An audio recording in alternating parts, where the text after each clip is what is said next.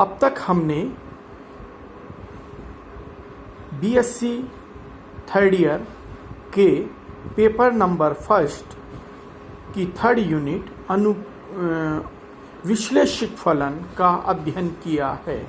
अब हम यूनिट 4 का अध्ययन कर रहे हैं, जिसमें अनुकोण प्रतिचित्रण अथवा कन्फॉर्मल मैपिंग का स्टडी हमें करनी है। इस चैप्टर में सबसे पहले हम प्रतिचित्रण या रूपांतरण का अध्ययन करेंगे।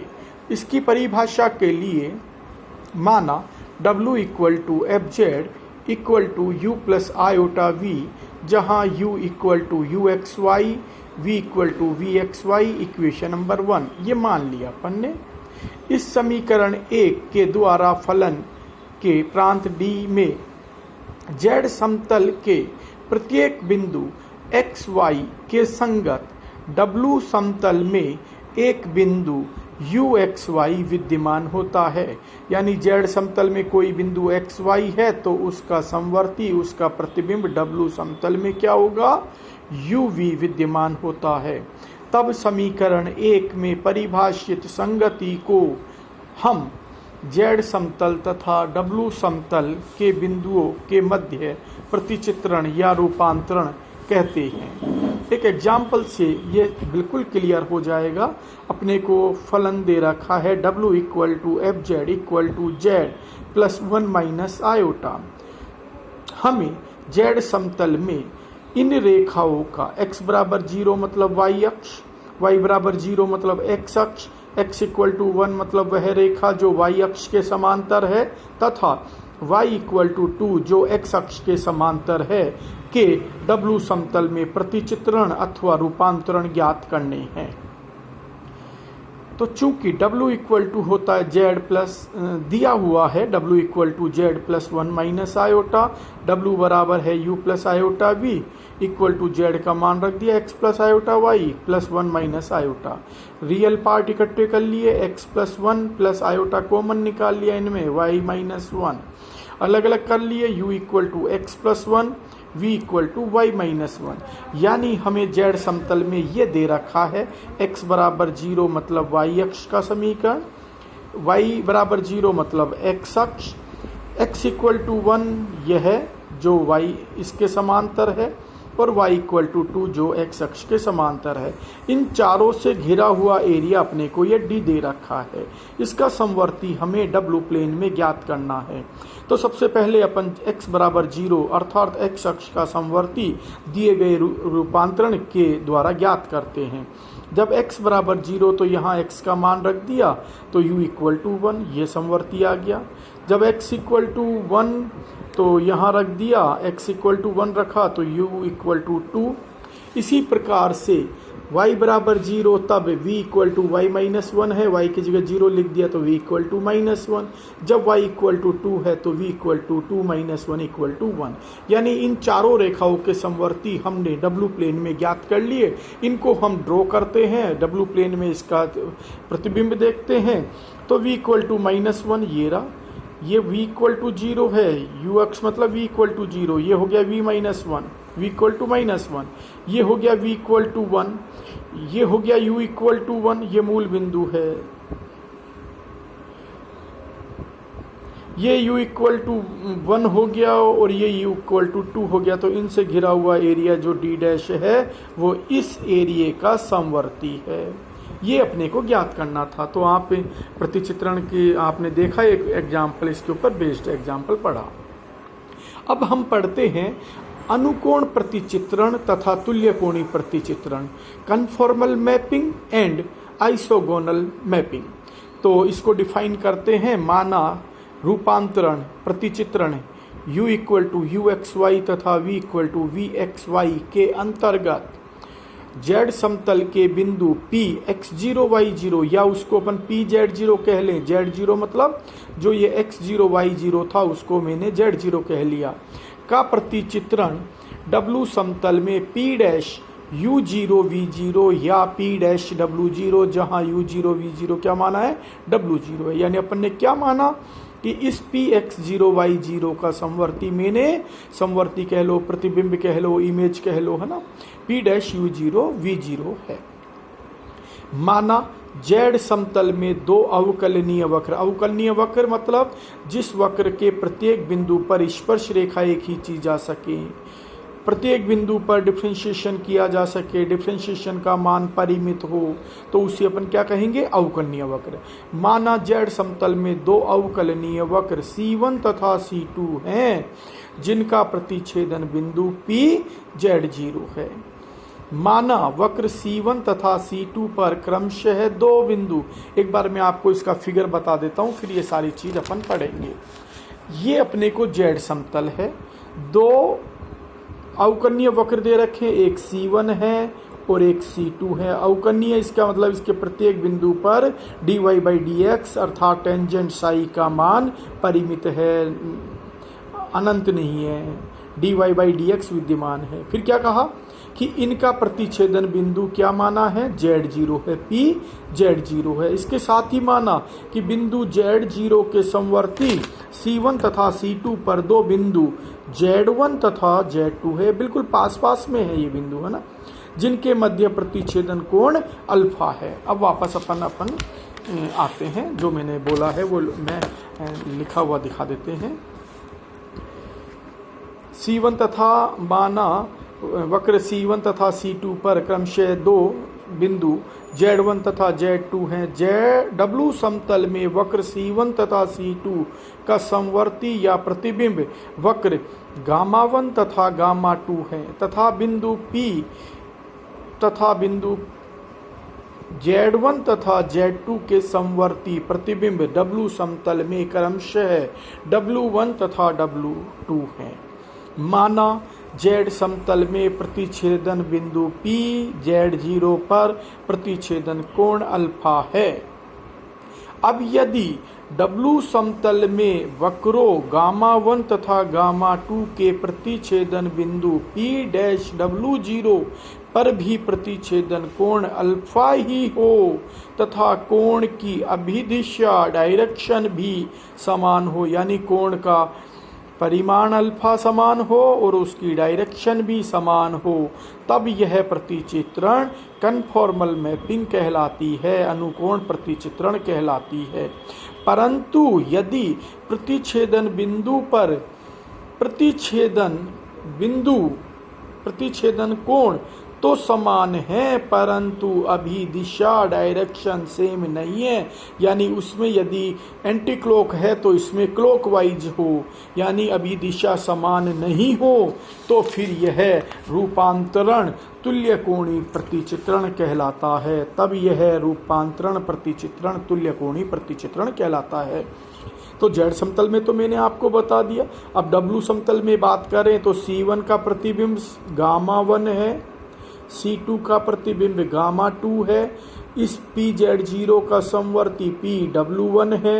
इन Z1 Z2 के समवर्ती क्रमशः W1 तथा W2 है। डायरेक्शन वही एंटी क्लॉकवाइज है, वही इसमें है। यदि यहाँ अल्फा कोण है, यदि P(Z0) पर प्रतिच्छेदन कोण अल्फा है तथा यदि W प्लेन में भी प्रतिच्छेदन कोण अल्फा है, साथ ही उनकी अभिदिशाएं भी समान हैं, तो फिर इस मैपिंग को हम तुल्य कोणीय कन्फॉर्मल मैपिंग कहते हैं। तो ये अपन ने इस अनुकोण प्रतिचित्रण और तुल्य कोणीय प्रतिचित्रण की डेफिनेशन पढ़ी। एक छोटी सी थ्योरम और मैं आपको बताता हूँ, जिसमें हम किसी भी फलन के अनुकोण प्रतिचित्रण होने के लिए पर्याप्त प्रतिबंध ज्ञात करेंगे। फलन W=Fz के अनुकोण प्रतिचित्रण के निरूपण के लिए पर्याप्त प्रतिबंध ज्ञात कीजिए। कथन क्या है?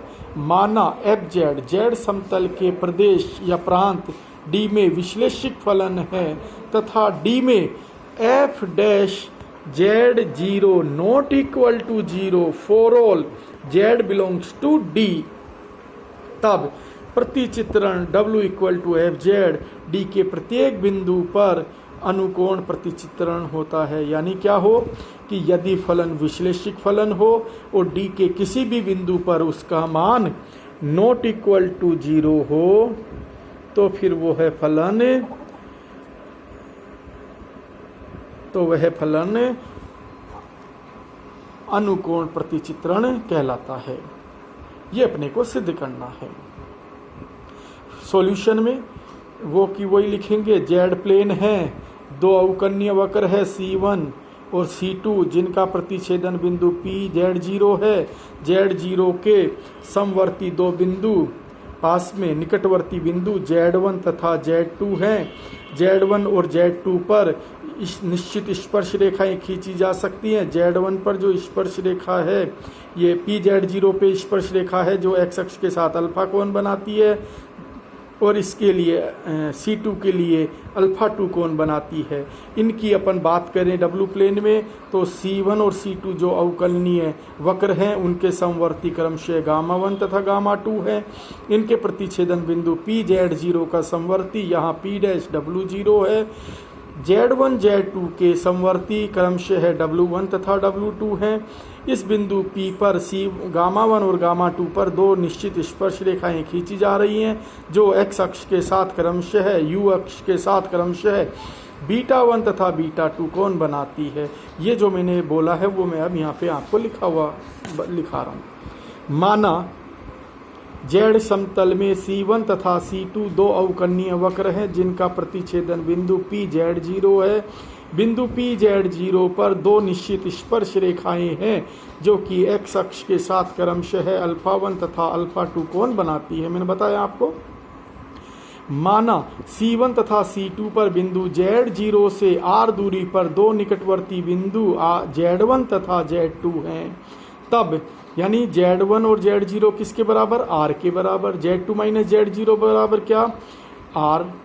ये इस तरह से है कि mod Z1 minus Z0 equal to R। जब मोड हटाते हैं तो ऐसा आ जाएगा Z1 minus Z0 equal to R e to the power iota theta 1। जैसे ही मोड लेंगे तो मोड R हो गया। इसका जैसे ही मोड लेंगे ना e to the power iota theta 1 जो कि किसके बराबर है? Cos theta 1 plus iota sine theta 1 बराबर क्या? Under root cos square theta 1 plus sine square theta 1 बराबर क्या? 1। तो इसका मतलब जैसे ही अपन मोड हटाते हैं तो यहाँ पे क्या लग जाएगा? e to the power iota theta 1 लग जाएगा क्योंकि mod e to the power iota theta 1 किसके बराबर? 1 के बराबर। तो Z1 और Z2 के बीच की दूरी क्या मानी है अपन ने? R दूरी पे मानी है। तो अपन ऐसा लिख सकते हैं Z1 minus Z0 equal to R e to the power iota theta 1 क्योंकि जैसे ही मोड निकालेंगे ये तो 1 हो जाएगा, इसकी वैल्यू R।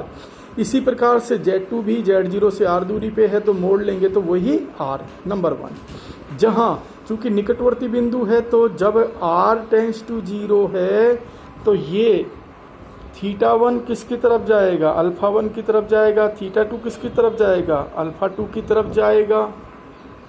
जहाँ R टेंस टू 0 पर theta 1 tends to alpha 1, theta 2 tends to alpha 2 या यूँ कह दें R टेंस टू 0 मतलब Z1 टेंस टू Z0 या Z2 टेंस टू Z0। माना बिंदु PZ0 का समवर्ती W समतल में P'W0 है तथा Z1 Z2 के समवर्ती W समतल में W1 तथा W2 हैं तथा वक्र C1 तथा C2 के समवर्ती क्रमशः वक्र गामा 1 तथा गामा 2 है। तब माना कि W1 minus W0 equal to lambda 1 e to the power iota phi 1 यानी W1 माइनस W0 का मोड किसके बराबर? लैम्डा 1 के बराबर। W2 minus W0 equal to lambda 2 e to the power iota phi 2। इसका मतलब इन दोनों के बीच की दूरी लैम्डा 2 मोड लेंगे तो ये किसके बराबर? लैम्डा 2 के बराबर। जहाँ देखो जैसे जैसे ये बिंदु W1 W0 की तरफ जाएगा तो ये किसकी तरफ जाएगा? बीटा 1। ऐसे ही जब W2 W0 की तरफ जाएगा तो ये बीटा 2 हो जाएगा। ये लिख दिया कि जहाँ R टेंस टू 0 पर phi 1 tends to beta 1 and phi 2 tends to beta 2। Equation number 2।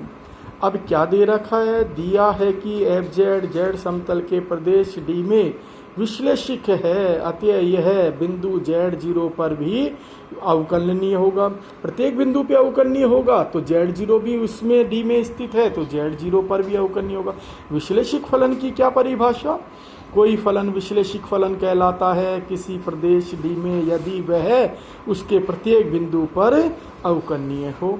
तो चूंकि एफ जेड जेड के प्रत्येक जेड चूंकि एफ जेड जेड समतल के प्रदेश डी में विश्लेषिक है अर्थात डी के प्रत्येक बिंदु पर अवकलनीय होगा, Z0 डी में है तो यह Z0 पर भी अवकलनीय होगा अर्थात एफ डैश Z0 विद्यमान है। परिभाषा काम में ले रहे हैं, F dash Z0 equal to limit Z1 tends to Z0 F Z1 minus F Z0 upon Z1 minus Z0 अवकलनीय फलन की परिभाषा से। अब Z1 tends to Z0, Z1 tends to Z0 मतलब Z1 टेंस टू Z0 मतलब R tends to 0, तो यहाँ लिख दिया limit R tends to 0 F Z1 W equal to F Z है तो ये W1 हो गया, ये W0 हो गया Z1 माइनस Z0। ये ऐसा कैसा ही limit R tends to W1 minus W0 का मान W1 माइनस W0 का मान λ1 e to the power iota phi 1 λ1 e to the power iota phi 1 और इसका मान है Z1 माइनस Z0 का R e to the power iota theta 1।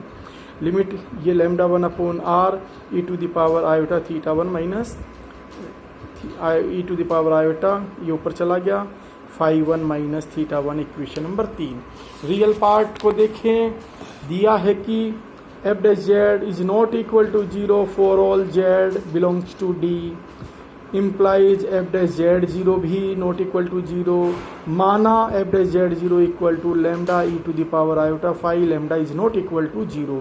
इसका प्रयोग 3 में करने पर लेफ्ट हैंड साइड में तो lambda E to the power iota phi equal to limit R tends to 0 λ1 upon R limit R tends to 0 E to the power iota phi 1 minus theta 1। गुणांकों की तुलना करें तो ये लैम्डा का मान ये आ जाएगा और ये इसके बराबर आएगा। गुणांकों की तुलना करने पर limit R tends to 0 λ1 upon R equal to lambda तथा limit R tends to 0 E to the power iota phi 1 minus theta 1 equal to E to the power iota phi.